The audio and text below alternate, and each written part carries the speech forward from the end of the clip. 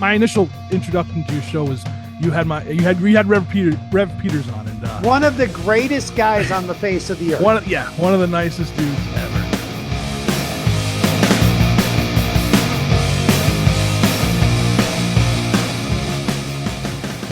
Trev. Hello. From the Struggling Artist Podcast. We have a lot of things in common. Do we? Yeah. We're both 42. Yes. We both have a burning desire to teach people about bands they never heard of. Mm-hmm. But you win because I actually wore my best black shirt for you. But you have a cooler shirt on. Yeah. This is my my summer attire. We're calling this the redeemable scumbag look. That's what I coined this term. This outfit. So it's basically like, in the movie tropes where like usually the guy with the Hawaiian shirt's like some low level scumbag. And oh yeah, totally. He ends up redeeming himself, and I'm still waiting for the redemption part, but we got the scumbag part down. I actually had somebody send me an email, and they're like, "Okay, subscribe to your YouTube channel. All this. Do you own anything besides the one black shirt that you wear in every interview?" And my reply was, I own like 30 of these black. These are just like Amazon basic. So you win the shirt award for the day. So I that's my other shirt is the black. Yeah. It's just a plain black tee, man. And it's not because like, I think it makes me look slimming or anything. It's kind of just out of pure laziness. Like I don't want to have to try to figure out what shirt to wear today to look cool because I'm not going to. You know what else it could be too, and this is another thing we have in common. We're both around 6'5". Yes. So it's like it's I always just wore like a black t-shirt and jeans just because like I already stick out enough. I don't need, you know what I mean? Absolutely. I went to China in 2016 and I was in the mall and the mall's packed, right? Like arm to arm. And I got the call and it was like, "Where are you?" Oh, wait, never mind. I see you. Because I was like 1.5 feet taller than everybody in China. So I get that. Yeah. So for those who don't know, tell us who and what and why you did and what is the Struggling Artist Podcast. All right, so the Struggling Artist Podcast it started in 2017, and it was just a way like I was feeling uninspired as I write. So a friend of mine, we started this podcast, and we just talked to artists of all forms. And then we went on hiatus, and then late 2019, I started recording episodes again. And then by the end of 2020, it just kind of organically moved into this music podcast, where I just talk to musicians. I talk to everybody in the industry, really. I've talked to, radio personalities, writers, journalists, and we just we talk about music because that's what it's all about.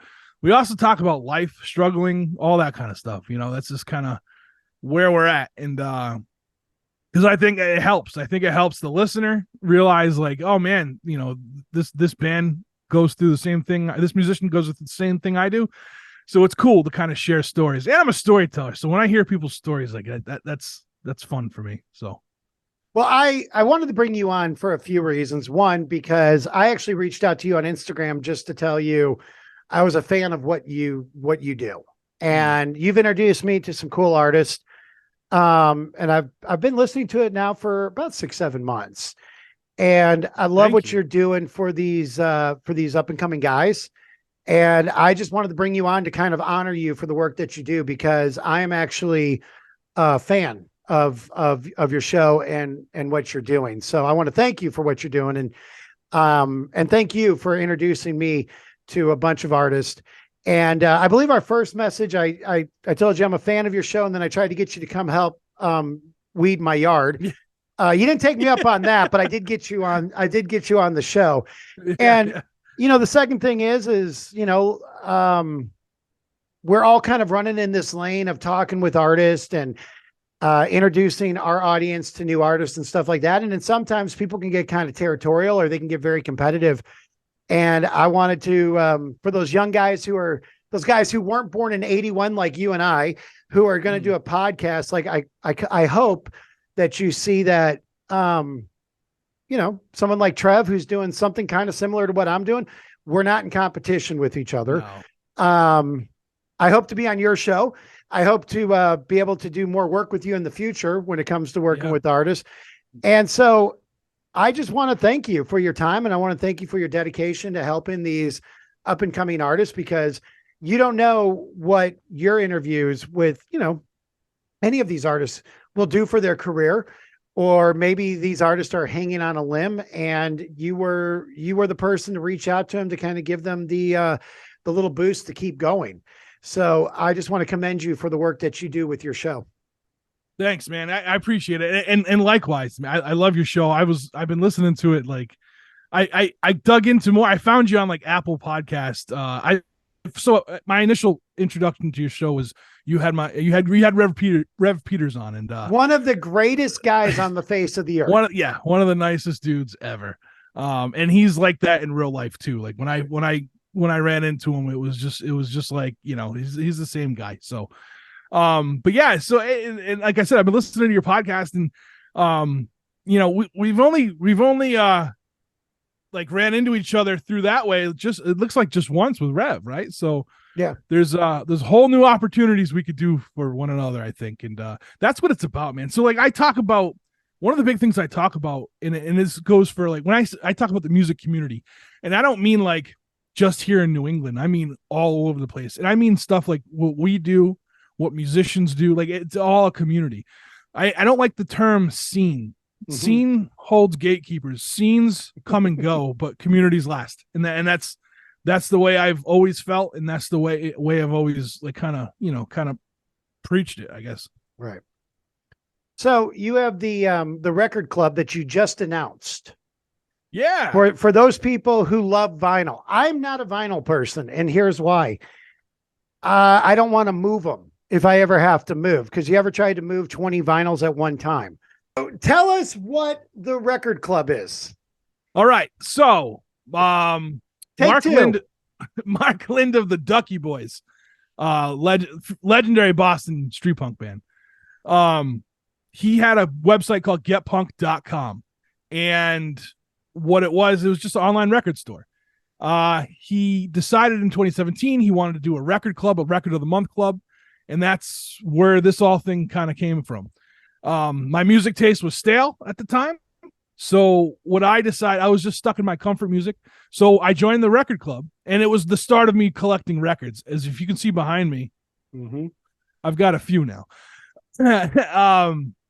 So I started collecting records from this record club, and it was giving me new sounds, and it gave me that like, wow, I miss listening to new things, like trying to find new things. That was always my thing when I was a kid, So bringing a band to somebody, like one of your friends, how cool was it the first time you brought Rancid to a friend of yours that never heard it before? You know what I'm saying? You remember those days? Like, oh, absolutely. I'm still like that. Like I'm a giant child, I guess.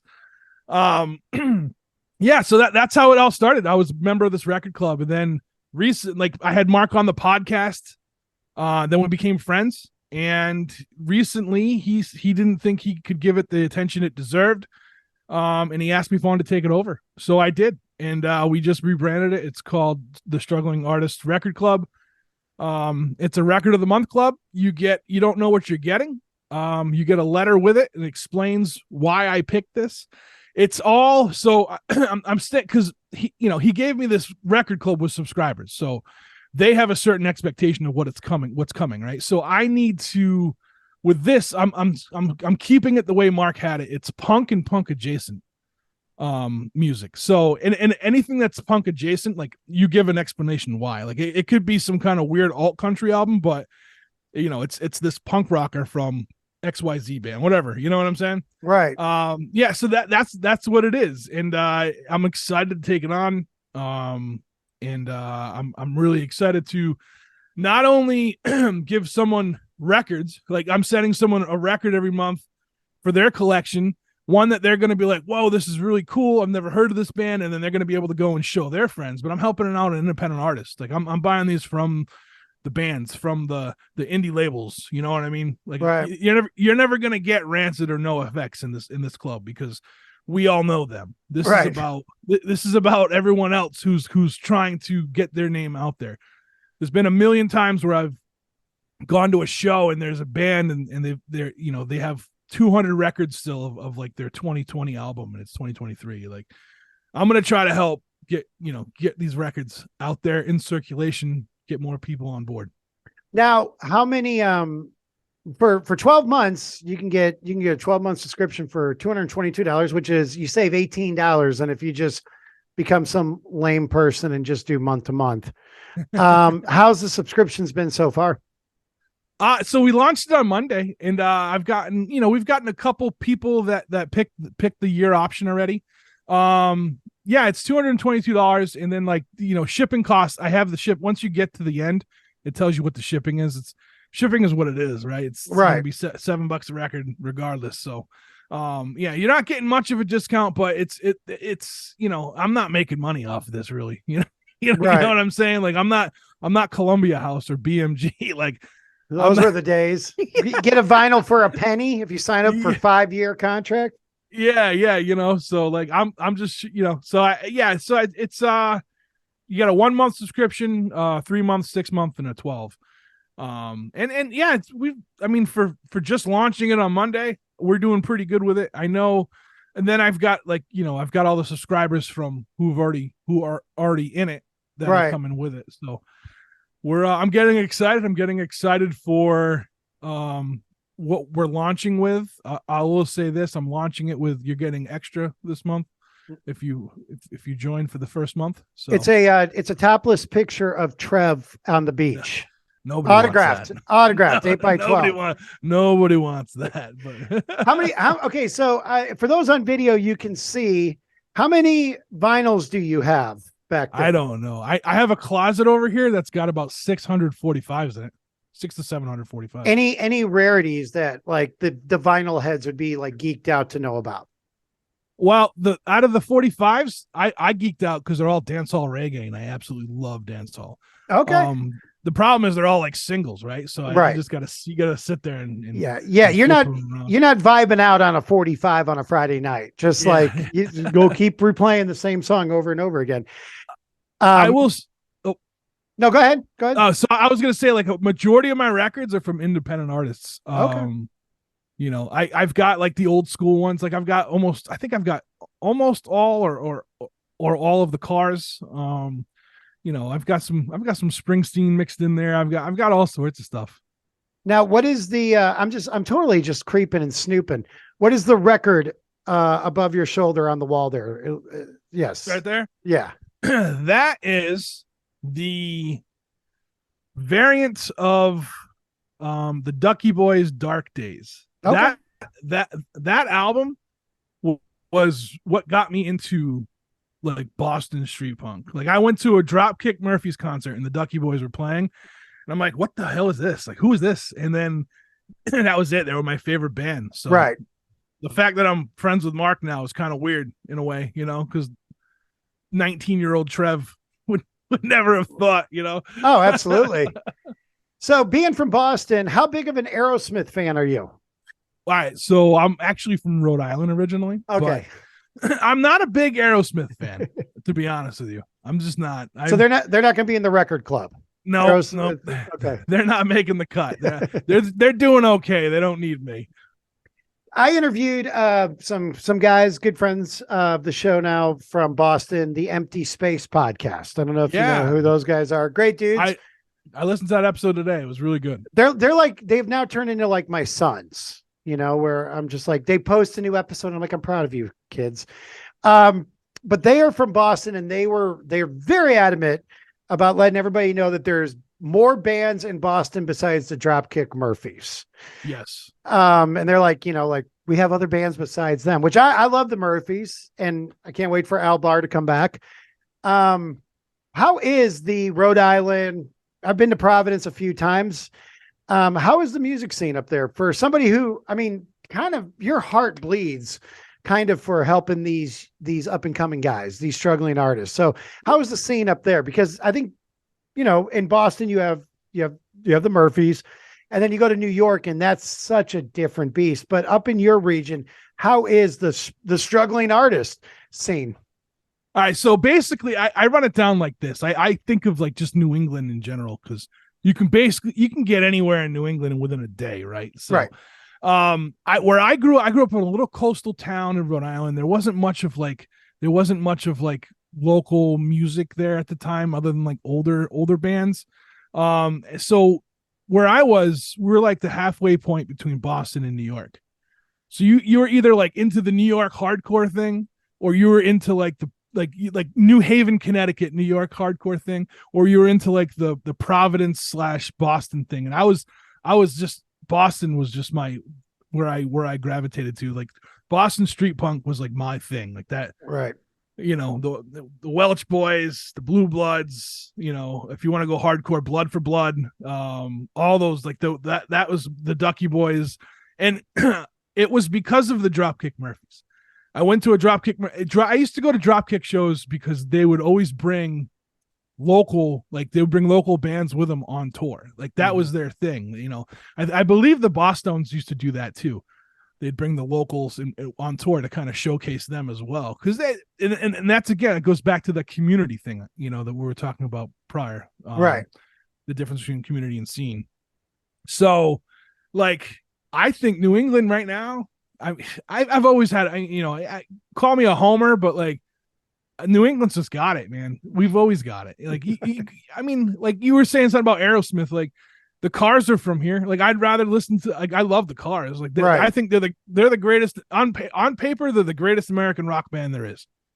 If you ask me, because like they have hits. Every album has hits. They evolved with the times. Their sound changed. You know what I'm saying? Like they were like, hey, let's throw a little, you know, let's be a little more synthy, a little more dancey, and see what happens. And they had hits off of that too. Like, so New England, I think New England's alive and well when it comes to music. Yeah. Do you want to, like, I can give you some really good examples. Go for it. Hey, this is your time. All right. So right now, my favorite live act out of Boston is Coffin Salesman. They blow my mind every time I see them. Like I get I have like fear of missing out when they're on a show. They're over in the UK, and like I'm mad I'm not there. You know what I mean? Like it's just an excitement thing. Like I love bringing new people to see this band, because it blows their minds every time. You know, right now they're probably my favorite live act that's going on right now. I mean, we've got, you want to talk like grunge? We've got, out of New Hampshire, there's a band called Wired for Sound. They're, to this day, they're the only like kind of band they're the only band that I had on that I kind of like geeked out over. Because like their grunge sound is so awesome, and like I don't want them to ever stop. You know? So like I mean, it was weird. Like I've had musicians on that people would think I would probably geek out over. It was this band that I was like, you guys can't stop. Like, you got to keep doing this. Like, you know what I mean? Right. It was like all the praise. I just couldn't stop praising what they were doing. If you want hardcore, Sky Tigers. I think right now in Boston, Sky Tigers is probably where it's at. I just seen them live recently, and they were phenomenal too. So I mean, it's all over the spectrum. Like Michael Caine and the Morning Afters, they're out of this way. So I live closer to Worcester, Mass than I do Boston. They're out of Worcester. They're like the guy on my friend Mike Shue on the radio. How did he describe them? They would be Bruce Springsteen, but you replace the E Street Band with the Clash. That's what this band is. You know, so it's, I mean, the ranges here are just really awesome. You know, right. What got you into music? I don't know, being crazy. Like, right. So, I mean, when I was out of age to form my own opinion on music, I've always liked sounds, I guess. And I'm not a musician by any means. I'm awful. So I think that might play into it too, that I can't do it. So it makes, like, for some reason it fascinates me. But yeah, I think when I was at an age that I could pick my own music, it just kind of, things started resonating with me, right? So you know, I've heard you talk about like people saying you're not punk enough or whatever. Oh, I get that all the time. Yeah, but like punk rock's a state of mind. It's never been about it's never been about the costumes. You know what I'm saying? Like, well, this is what I mean. I try to tell, because I'll get, I got a Dead 77 interview coming up, and the gatekeepers will come out again and they'll tell me that I'm not punk. And then they'll give Dead 77 a hassle because why are you interviewing with him? Because he's not punk. And I always like to tell people, like, you get into punk music, normal people who had a great childhood and everything was great, they didn't get into punk in high school. They just didn't. You kind of had to have a little bit of a sideways childhood or teenage years to get into punk. And so I got into punk because there was no rules. And now you have, exactly. it's always been like that with the gatekeepers, where they're always trying to make up a bunch of rules, but also now, and I'm wondering if you experienced this, and hat tip to Finn McKenty, because he talks a lot about this, is you have people in the hardcore and punk genre who want to keep their bands struggling. They want to keep their bands broke and small. Not the bands, but a lot of these gatekeepers, they're not punk if a band gets popular. Yeah.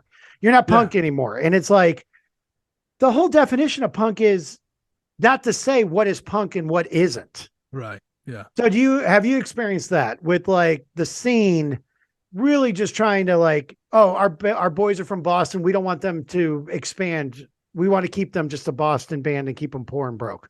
No, I think everyone out here, honestly, this goes back to difference between a community and a scene. The community out here, everyone's always trying to help someone. I've been at shows like in like, an amp goes down and like 3 other musicians who aren't even on the bill will run over there and try to help. You know what I'm saying? Awesome. Like, yeah, it's and I don't know if it dates back to that thing with the Bosstones. The Bosstones used to bring these local bands on tour. Like, hey, they had no, and the Dropkick Murphys did it.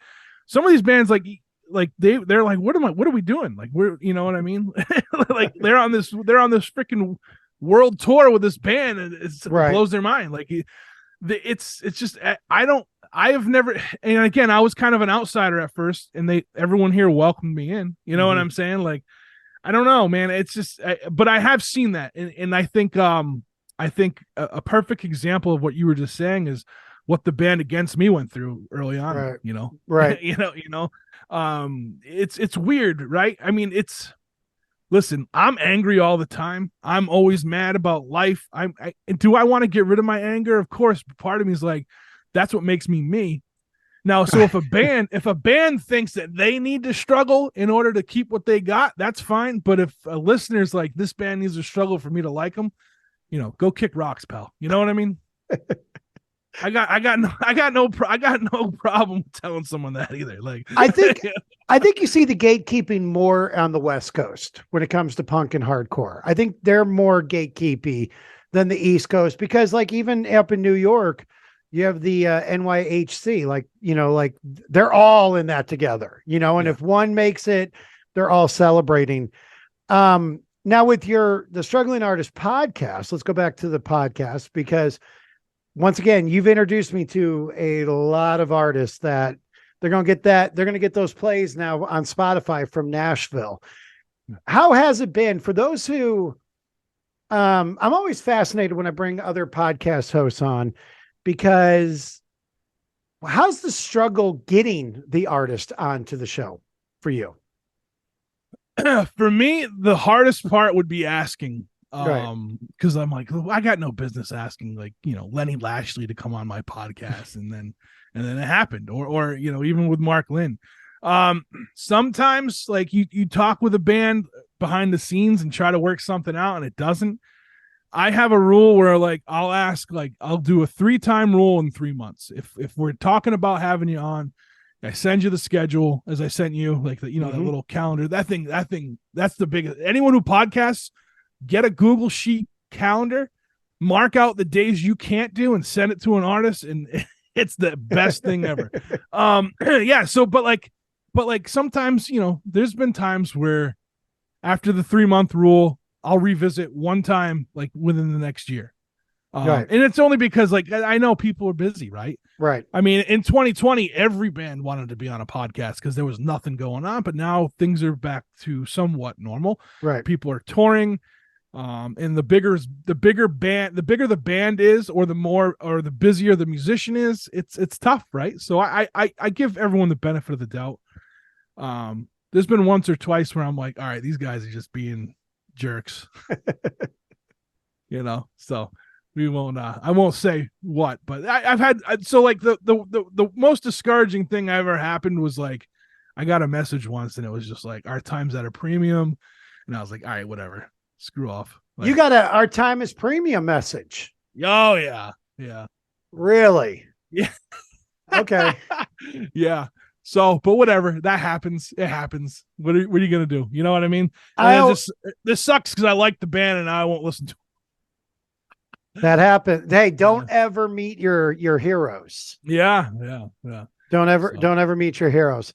So the goal now is to get this podcast so big that they come and ask me, and I'm going to tell them that my time's at a premium. But I'll do it.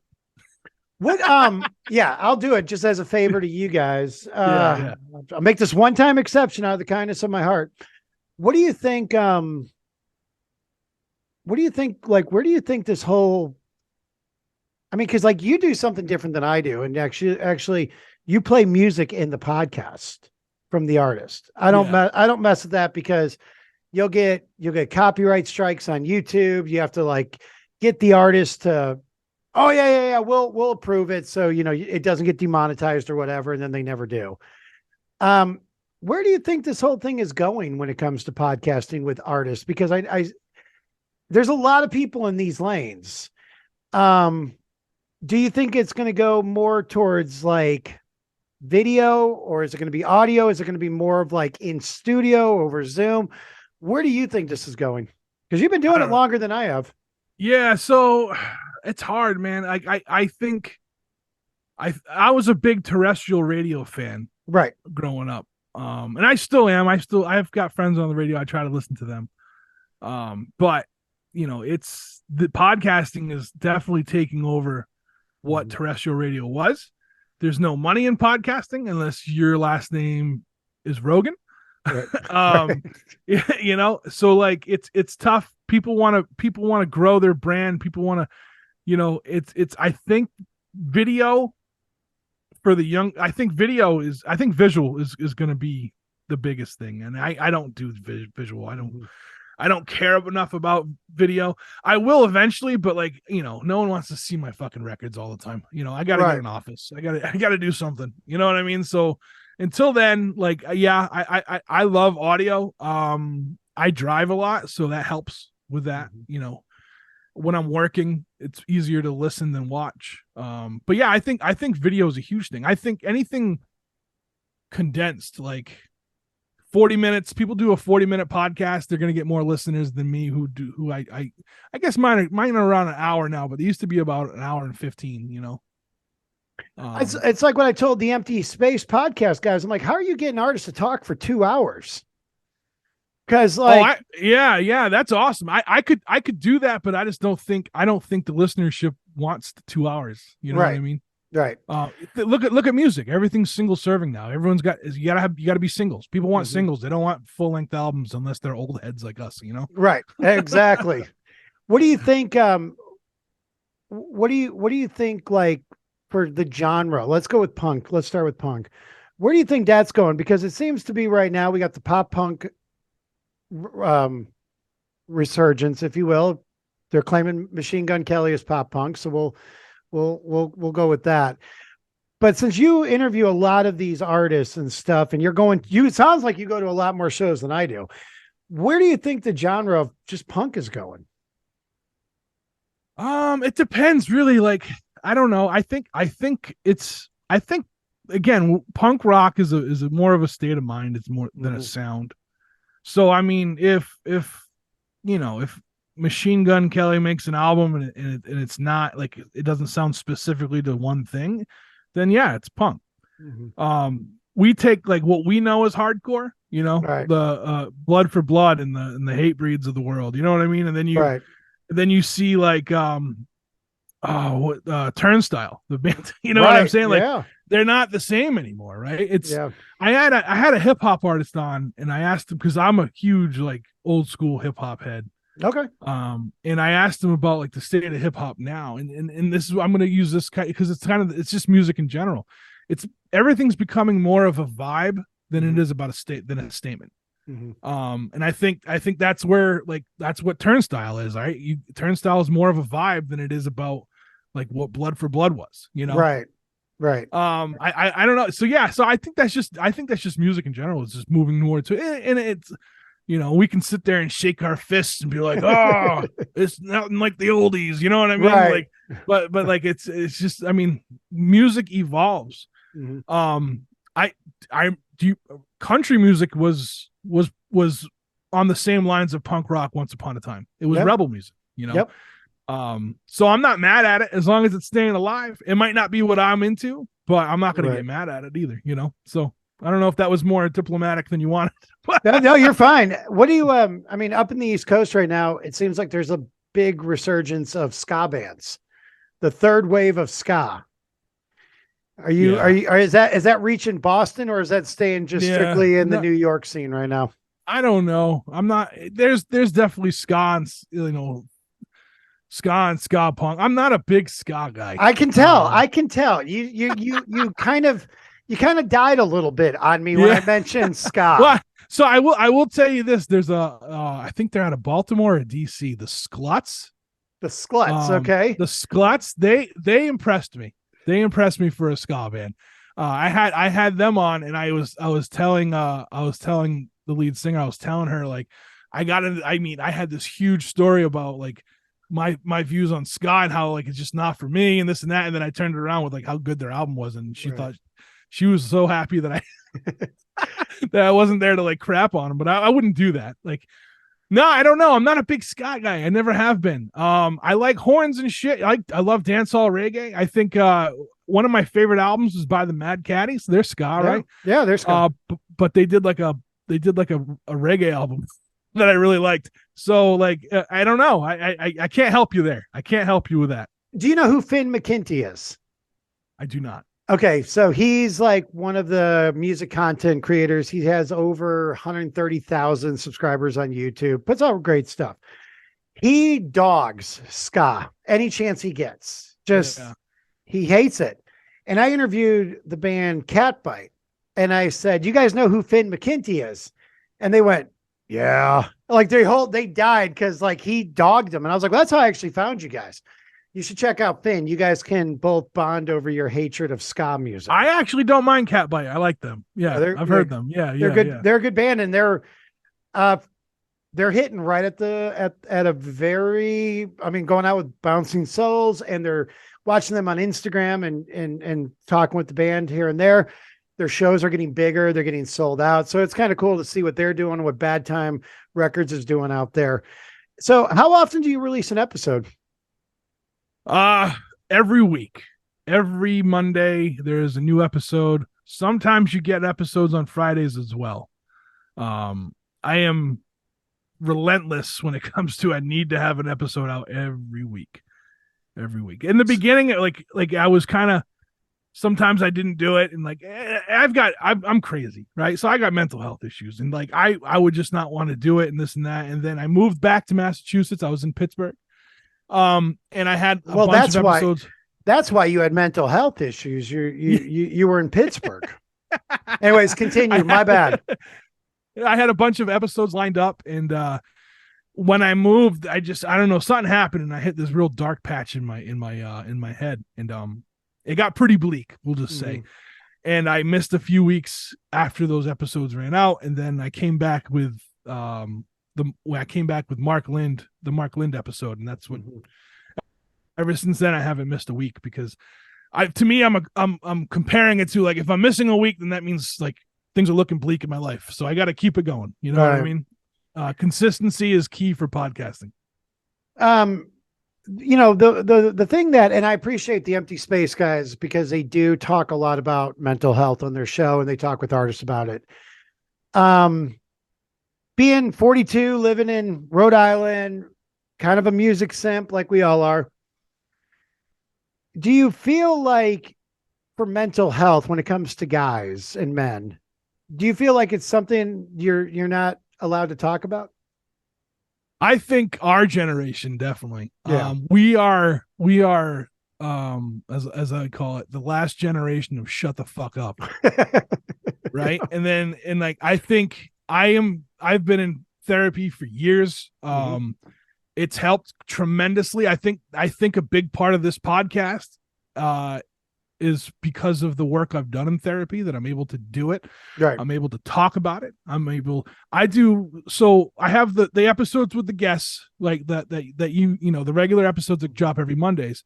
I do a Bandcamp Friday episode once a month with a bunch of other content creators. And then I do ones called Struggling with Myself. And those started when my dog, I had a dog, Miss Piggy. She was a bull mastiff. She was trained as a PTSD therapy dog for me. Okay.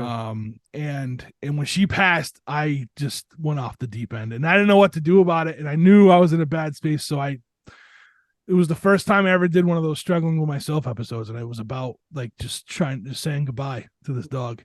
And it's as dumb as that sounds, because it was a dog, but she meant a lot to me. Absolutely. So I do these every so often, when I think I need to talk about like what's going on with me. And I think that helps. People have reached out. A lot of people have reached out. And then since then I've had guests who've heard the podcast come on, and they'll start talking about mental health. And I don't ever force it. If they want to talk about it, we talk about it. You know what I mean? And I think it's getting better. I think there's still a big black cloud over what mental health is, because of movies like The Joker, because of movies like Taxi Driver. You know what I'm saying? So it's still kind of there. It's still kind of like a, you get like the little asterisk next to your name or whatever. But I think it's coming around. I think the younger generations are more open about it. I think sometimes people take advantage of that. Oh yeah. For themselves or of someone who's suffering. But yeah, I think it's coming around a little bit. I think and I think we're at an age where we need to be the ones that are like, hey, it's okay. You know what I mean? So we need to be the leaders for this one. So I've been in therapy for 2 years. And my therapist's name is Phil. And about a year in, I went, oh man, your name is Dr. Phil. That's crazy. And so he's like, yeah, don't call me that. But telling people my age, friends my age, whatever, like I'm getting into therapy. And I think some people at times will go, I'm in therapy, so I'm better than you. And it's like, no, I'm in therapy because I'm not good right now, or I just need someone to talk to, or whatever. People in my age range were like, are you suicidal? What's wrong? And I'm like, dude, no, like you just like got to talk it out. You got to, you get in some dark places at times, and you got to figure out the why and then the how. And I do think that, yeah, our generation is, put a Band-Aid on it and move on kind of thing. Yeah. I toughed it out for 30 years and it didn't work. Right. You know what I mean? Like, come on. I was 35 and I'm like, I still had this thing where I was, I didn't even know, like I was it's just crazy, man. It's crazy to think that we can't just talk about it. I think in men, it's a lot harder, because we're supposed to hold this big masculine, personality or whatever, but like therapy didn't change. I mean, all right, maybe therapy changed me a little bit, where like I watched some mythical creature die in a TV show and I got a little sad, but like, I'm still me, you know what I'm saying? Like, I don't know. I think everyone should be okay with talking about that, Well, it's like I told you about growing up. If you got into punk and hardcore, like you probably didn't have a great childhood. Yeah. And you're dating, you'll date women, and you get in the topic of music, and that's one of the early things you talk about. I do, because music is so important to me. And I'm like, oh, here, let me show you Hatebreed, or let me show you Rancid, or Lorna Shore, or I mean, and their eyes kind of like, what is wrong with you? And I'm like, no, look, you got to understand, I'm dating you because you like normie boyfriend country. And I strive so hard to be able to relate to that life, where it's like, oh, on Saturdays, we're going to go on the boat. Like, that sounds really appealing, where my music is like, we're going to curb stomp somebody, kind of one of those things. Yeah. But my palette ranges. I'm all over the place. Like I always say, if you look hard enough, you'll find something. Like I've always been like, I don't like country, but if I look hard enough, I found some pretty dope alt country style music coming out of Nashville, coming out of Birmingham, Alabama, coming out of out here. You know what I'm saying? Like you could find something. It's because to me, music, and this goes back to the very first question you asked, like what music does for me or whatever, right? So music is just it helps me, man. It helps me get through whatever I have going on. If writing can't, or if music and writing together is probably the best combination for me for as a vehicle to kind of get out whatever I have in. Yeah. The podcast is me trying to give that back, or trying to help move, pay it forward or whatever. Right. So what do you have coming up for the show? Where are we going in the rest of 2023? Oh man, it's all over the place. Besides the record club, which you all need to subscribe to. Please do. My biggest fear with that is I tank it. No. Why do you fear that? Why? Because it's such an awesome concept, and I don't want to be the guy. I don't want to be the guy who fucking sinks the ship, man. Right. But for the podcast, we got a bunch going on, man. I'm talking to an author next week. His name's Matthew Norman.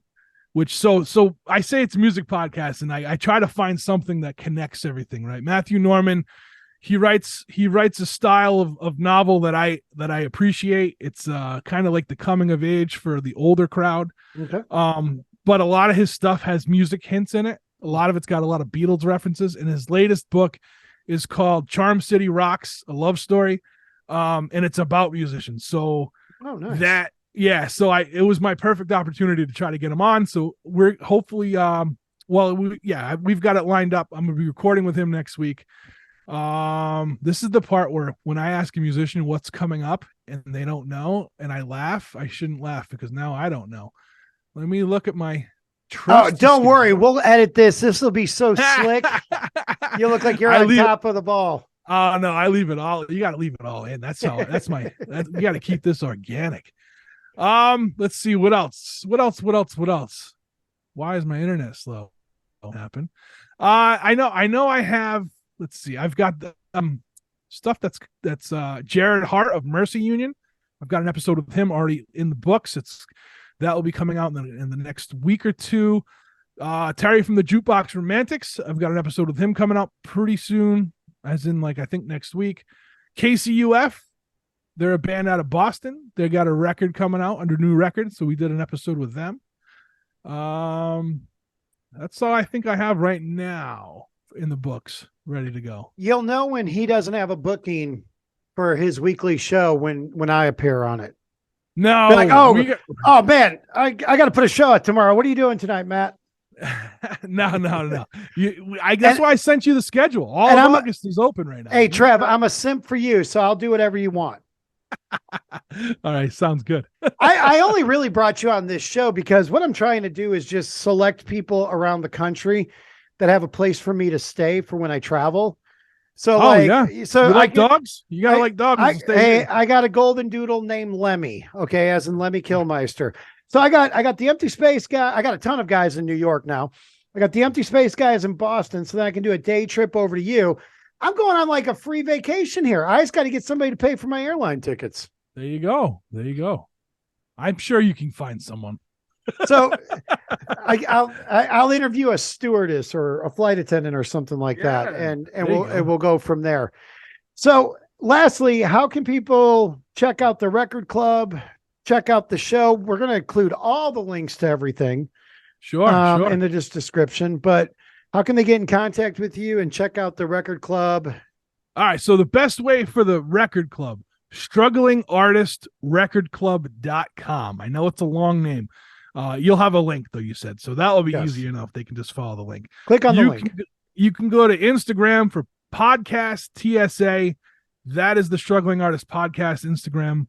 Mine is Trev Allen 81. I'm going to be handling all the record club stuff, I think, on my personal one because I'm not going to use it otherwise. But I have the following on there that I should probably use that to my advantage.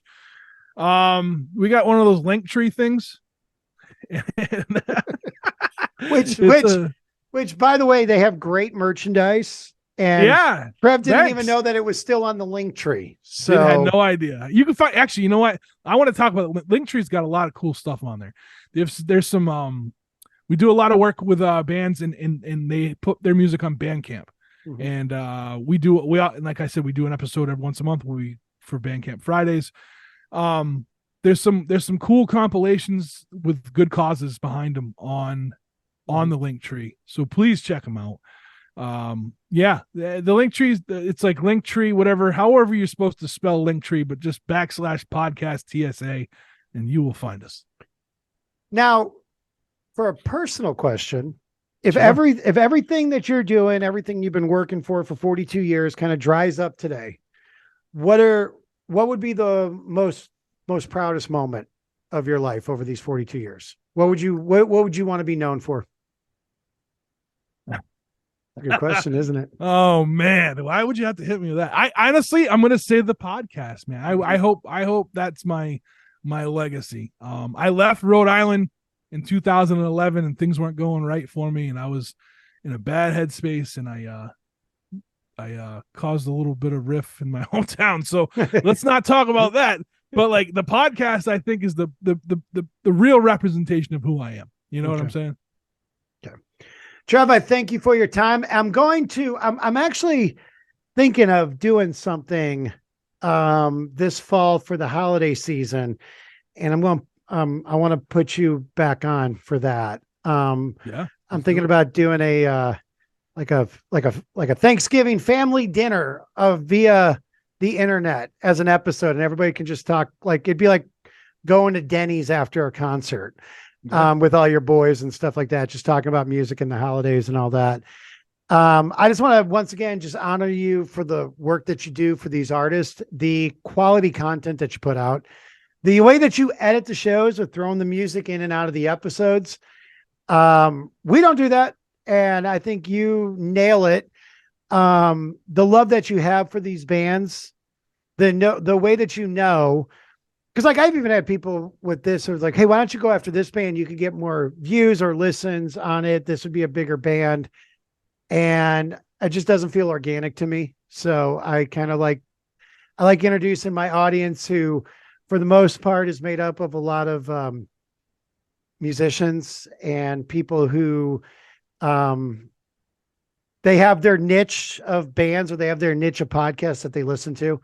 And they don't venture out. And so I get the honor of introducing someone like you, who I appreciate and I respect a lot, to my audience.